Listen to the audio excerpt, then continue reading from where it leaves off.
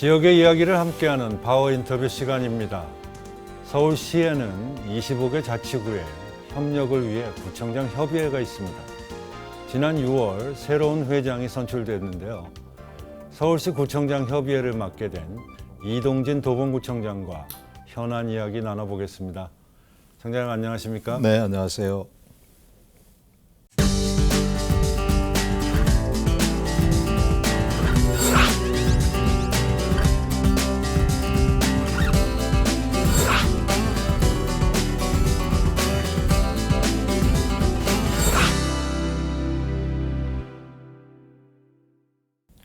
네, 청장님 바쁘신 중에 이렇게 출연해 주셔서 다시 한번 감사하다는 말씀을 전해드리면서 네, 고맙습니다. 우리 시청자분들한테 인사 말씀 좀 부탁드리겠습니다. 네, 시청자 여러분 반갑습니다. 도봉구청장 이동진입니다.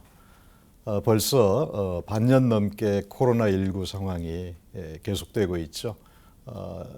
일상을 바꿔놓은 것 같습니다.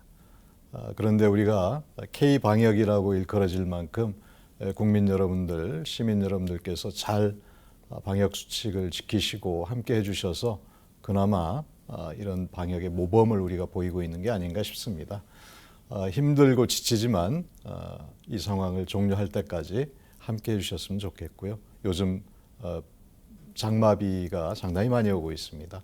비 피해 없으시길 바랍니다. 네.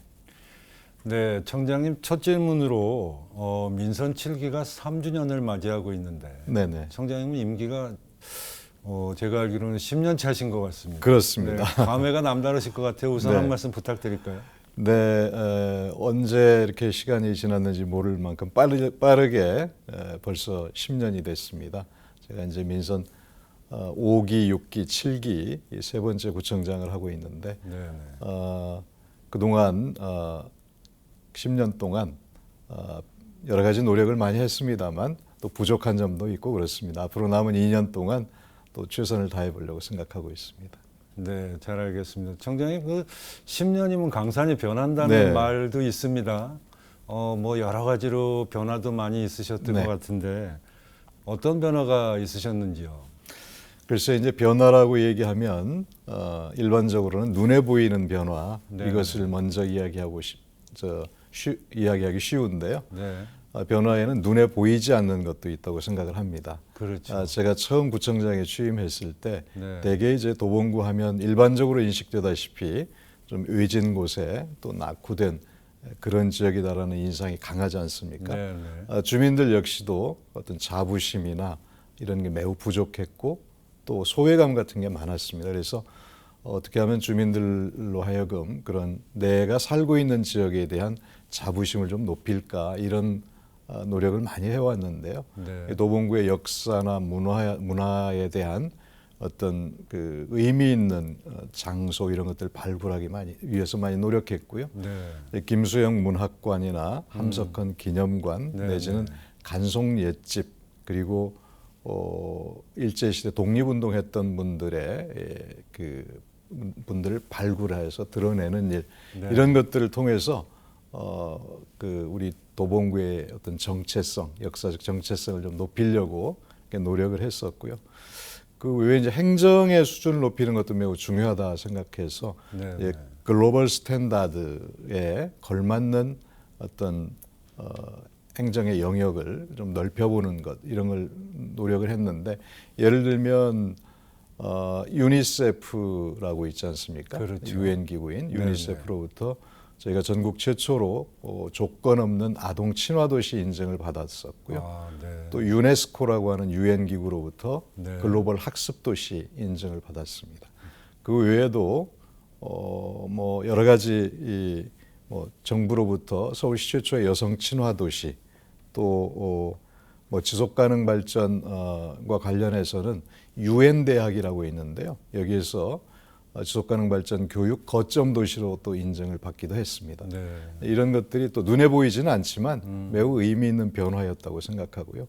이런 게 이제 전체적으로 모아져서 재작년 2018년도에 서울시에서 서울 서베이라고 하는 사회 지표 조사를 했었습니다. 네, 이 지표 조사 결과 도봉구가 그때 처음으로 서울시에서 이제 행복 지수라고 하는 것을 도입해서 조사를 했는데 서울시 25개구 중에서 1등은 못하고 네.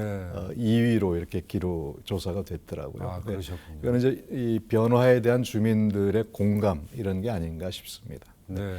지금까지 말씀드린 건 이제 눈에 보이지 않는 변화였었고요. 네, 눈에 네. 보이는 건 이제 차츰 또 말씀을 드리도록 하겠습니다. 네, 알겠습니다. 청장님 말씀 듣고 보니까 눈에 보이지 않는 변화도 많이 있었고 또 많은 변화들이 있었던 것 같습니다. 앞으로도 뭐 많은 변화를 위해서 계속 노력해 주실 거라고 믿어 의심치 않고요. 고맙습니다. 자세한 또 보이는 질문, 보이는 변화들은 뒤에서 또 네네. 질문을 드리도록 하겠습니다. 제가 모두에도 오프닝에서 말씀드렸지만 오늘은 도봉구청장 역할보다는 네네. 서울에 있는 그 구청장 협의회 회장으로 네. 선출되신 그 역할로 또 출연을 하신 것 같은데 네. 6월 달에 선출되셨죠. 소감이 남다르실 것 같아요. 한 말씀 더 부탁드릴까요? 네, 구청장 협의회는 25개 그 서울시 자치구가 있는데 구청장들께서 모여서 서울시와 현안에 대한 협의를 해나가는 그런 모임인데요. 제가 이번에 이제 민선 7기 하반기에 3차년도의 회장으로 역할을 하게 됐습니다. 그런데 공교롭게도 제가 이제 회장으로 역할을 막 시작하려고 하는 상황에서 네. 우리가 다 아시다시피 박원순 시장님의 그런 불행한 일들이 생겼습니다. 그렇죠. 저희로서는 매우 당혹스럽고 또 뭐랄까 여러 가지 이제 어려움 같은 거 이런 것들이 예상이 돼서 왜 제가 회장이 되자마자 이런 일이 생겼을까 좀 아쉬움도 크고 그렇습니다. 그런데 박원순 시장님께서 서울시 최초의 3선 시장이시지 않습니까? 그렇죠. 네. 그만큼 그분이 남긴 족적이라고 하는 게 너무도 큽니다. 네네.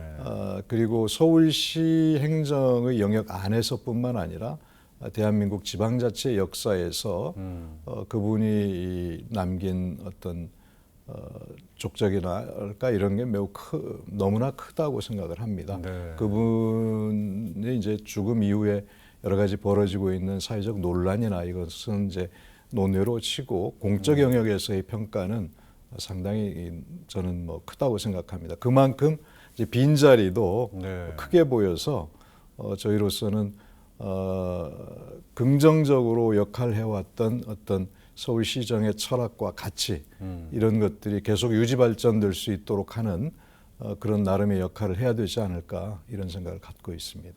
그러시군요. 네. 앞으로의 그 협의회장, 구청장 협의회 회장으로서의 역할도 더 커지실 것 같다는 생각도 들고요. 뭐 자치구들하고의 이렇게 연대나 소통도 중요할 것 같고, 그렇습니다. 또 책임감도 굉장히 더 네. 막중해지신 것 같은데 어떻습니까? 한 말씀 좀 더 부탁드리겠습니다. 네, 저희가 이제 박원순 시장님께서 거리되고 나서 그 얼마 이후에 서울시 구청장 협의회 이름에 입장문이라고 하는 것을 이제 발표를 한 바가 있습니다. 그러셨죠. 네. 그렇게 그 입장문을 발표하게 된 동기는 아까도 말씀드렸다시피 박원순 시장께서 그동안 추진해왔던 여러 가지 그 사업뿐만 아니라 그 이전에 시정의 가치와 철학 이것이 유지 발전됐으면 좋겠다라고 하는 취지가 첫 번째였고요. 네. 그 다음으로 이제 그런 가치에 의해서 추진해왔던 여러 가지 정책들이 있지 않습니까? 네, 그렇죠. 이런 정책들 또한 또 사업들 또한 지속적으로 유지돼야 될 것이다라고 하는 입장이 기본적인 입장이었고요. 네. 그렇게 하기 위해서 서울시가 어려움에 처해 있는데 저희 구청장 협의회가 서울시에 적극적으로 협력해서 그런 사업들이 지속될 수 있도록 그렇게 하겠다라고 하는 게 기본적인 입장이었습니다. 네. 그러셨군요. 네. 그래서 그 지난번에 입장문도 발표하셨고 네. 뭐 여러 가지 그 대응 방안에 대해서도 얘기해 네. 주셨는데 저희가 이제 특이할 만한 것은 그 이후에 지난 7월 27일 날 네. 공식적으로 서울시 그 서정엽 시장 권한 대행을 네, 비롯한 네. 서울시 간부들과 저희 구청장 협의회의 그 회사 구청장들이 공식적인 첫 번째 그 대화를 했었는데요. 네, 그동안 시와 구가 공동으로 추진해왔던 46개 사업 또는 정책들에 대해서 앞으로 그 정책과 사업들은 지속적으로 추진한다라고 하는 상호간의 입장을 확인하는 자리여서 매우 네. 의미가 있었다고 생각합니다. 그렇군요. 네, 청장님 뭐 다 서울 시민들 아시다시피 지금은 서울시가 서정엽 행정부시장 그 고난대행 체제로 움직이고 있습니다. 네. 구청장 협의회에서 앞으로도 더 지속적인 관심과 뭐 여러 가지 이 지속적인 관심이 필요하실 것 같은데 네. 그와 관해서는 어떤 의견을 또 갖고 계신지요? 네, 지금 박원순 시장이 고려된 상태에서 서정엽 권한대행의 역할이 매우 크다고 생각하고 네네. 그만큼 부담도 크실 거라고 생각합니다. 네네. 저희가 이제 구청장 협의회로서 서울시의 시장 권한대행을 포함한 서울시 간부와 구청장 협의회 간의 첫 대면이 얼마 전에 있었는데요. 아, 네. 그때 이제 저희로서는 서울시가 흔들림 없이 시정의 가치와 철학을 지켜줬으면 좋겠다라는 요구를 다시 한번 말씀을 드리고 또 그 연장선에서 그동안 서울시와 구가 공동의 사업, 공동의 정책을 추진해왔던 46개 항목에 대해서 저희들이 이 정책과 사업들이 유지됐으면 좋겠다라고 하는 취지의 요구를 했었고 네. 서정엽 권한대행께서 기꺼이 흔쾌히 동의를 해주셨습니다. 따라서 박원순 시장이 안 계시는 이런 상황에서도 기본적인 이 정책과 사업들은 유지될 것이다라고 하는 것을 확인하는 매우 의미 있는 자리가 됐습니다. 네. 앞으로도 저희들이 상호간의 소통을 통해서 필요하다면 서울시 의회와의 소통을 통해서 서울시정이 안정적으로 운영될 수 있도록 적극적으로 협력하고 또 같이 할 생각입니다. 네. 네, 청장님 그 도봉구도 여러 가지 변화를 위해서 청장님 임기 동안 뭐 여러 가지 이미지 변화를 위해서 많은 사업들을 추진하고 계십니다. 네. 뭐 아레나 사업도 추진하고 계시고 대형 사업들이 많이 있는데 설명 좀 부탁드릴까요?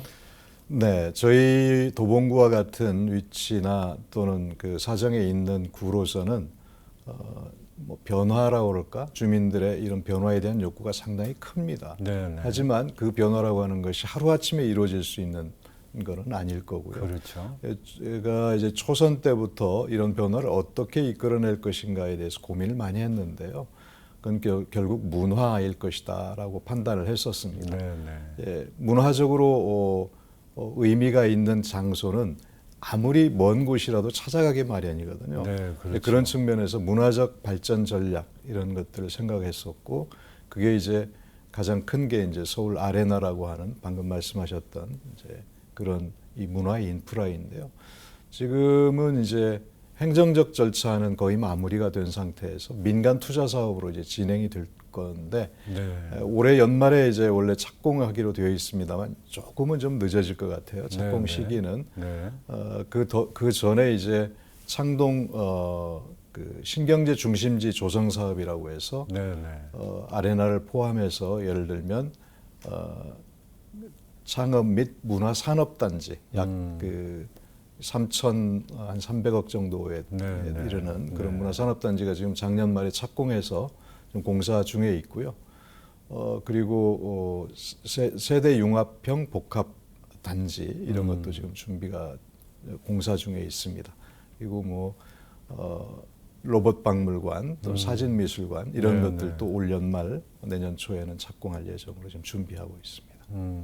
창동 차량 기지가 이제 이전한다는 그 계획 네. 아래 지금 여러 가지를 추진하고 계신데 네. 그 외에도 더 좀 설명해 주실 네. 계획들이 많이 창동 사업들이 차량 있죠. 기지는 이제 노원 쪽에 있는 것이지만 그러나 창동과 상계가 함께 네. 연동해서 지금 창동 상계 신경제 중심지 조성 사업이라고 하는 큰 네. 틀에서 같이 움직이고 있고요. 네. 차량 기지와 면허 시험장 네, 이 네. 이전 계획이 거의 마무리된 것 같습니다. 그래서 네.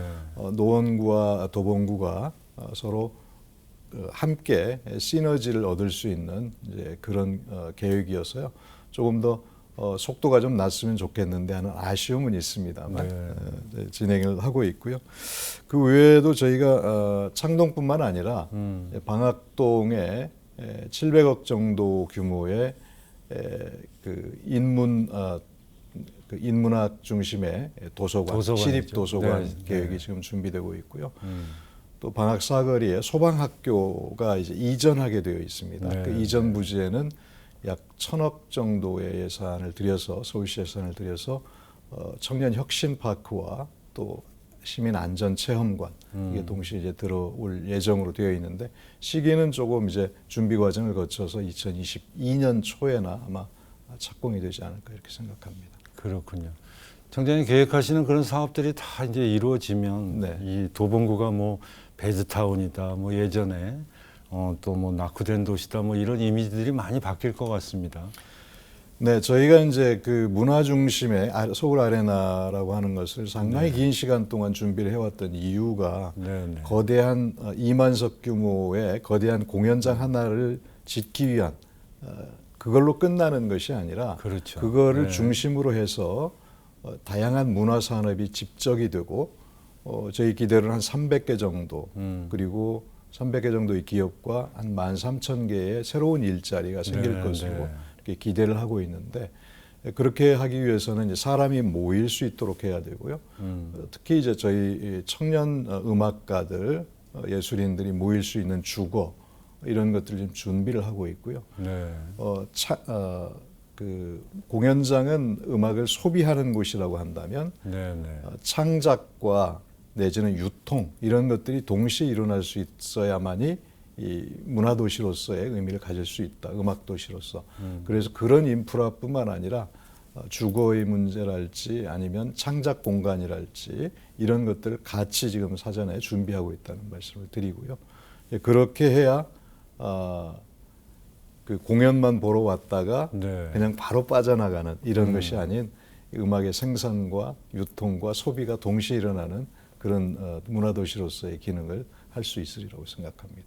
그런 준비를 하고 있습니다. 잘 알겠습니다. 아무쪼록 청장님 그 계획하시는 사업들이 잘 이루어지셔서 주민들과의 소통을 통해서 행복한 도봉구가 되기를 저희도 기대해 보겠습니다. 고맙습니다. 청장님 다음 질문으로는 코로나 질문을 좀 드려야 될 것 같은데 아무래도 요즘 뭐 지역 상권이나 시민분들, 주민분들 굉장히 힘들어하시잖아요. 많이 어렵습니다. 한 말씀 좀 부탁드릴까요? 네, 이제 처음에 코로나 상황이 발생했을 때만 해도 이렇게 오래 갈 거로 생각을 못했습니다. 그러나 이제는 이게 언제 종식될 것이다 이렇게 누구도 자신 있게 말씀드리기 어려운 상황인 것 같아요. 그래서 이제 포스트 코로나 얘기들이 많이 나오지 않습니까? 경제적으로 많이 어려워진 분들이 많고 그래서 당연히 이 포스트 코로나를 이야기하지 않을 수 없습니다. 근데 조금 더 긴 시각으로 본다 그러면 이 코로나19가 어떻게 왔는지에 대한 우리 반성이 먼저 있어야 되는 게 아닌가라는 생각합니다. 결국은 자연 생태계의 파괴로부터 이 바이러스가 인간에 대한 습격을 한 것이다.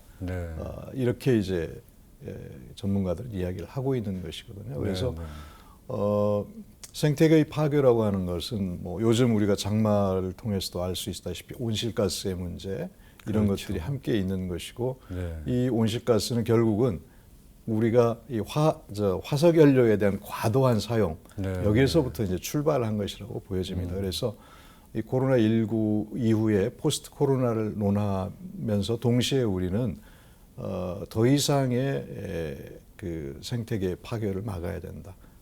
화석 연료의 사용을 어떻게든 줄여나가야 되고 대체 에너지를 만들어야 된다.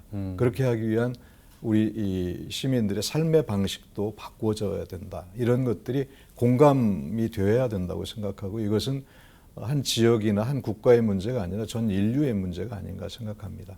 이런 문제를 해결하는 데는 결국은 우리 스스로가 자기 주변에 있는 삶의 변화부터 시작해야 되고 그런 측면에서 보면 지방정부, 지방자치의 역할이 매우 크다라고 생각합니다. 잘 알겠습니다. 청장님 아무쪼록 코로나 사태가 장기화되는 이 시점에서 도봉구 또 주민들과 서울 시민들을 위해서 다양한 활동을 해주시기를 저희도 기대해 보면서요. 고맙습니다. 도봉구 질문을 하나 더 드려야 될 것 같은데 도봉구가 사람을 향한 도시, 더 큰 도봉이라는 비전을 갖고 정책이 운영되고 있습니다. 도봉구의 그 구정 운영 방향도 궁금한데 한 말씀 좀 더 부탁드릴까요? 네, 사람을 향한 도시라고 하는 것은 아까 모두에 말씀드렸던 것처럼 이 눈에 보이지 않는 가치를 실현하기 위한 것이었고요. 그 다음에 이제 더 큰 도봉이라고 하는 것은 눈에 보이는 변화, 이렇게 함축적으로 설명을 드리는 그런 슬로건이었는데요. 그 행정의 영역이 과거에는 중앙정부나 서울시로부터 위임받은 그런 일들을 처리하는 그런 행정의 패턴을 보였다고 그런다면 요즘에는 그 폭이 훨씬 더 넓어졌습니다.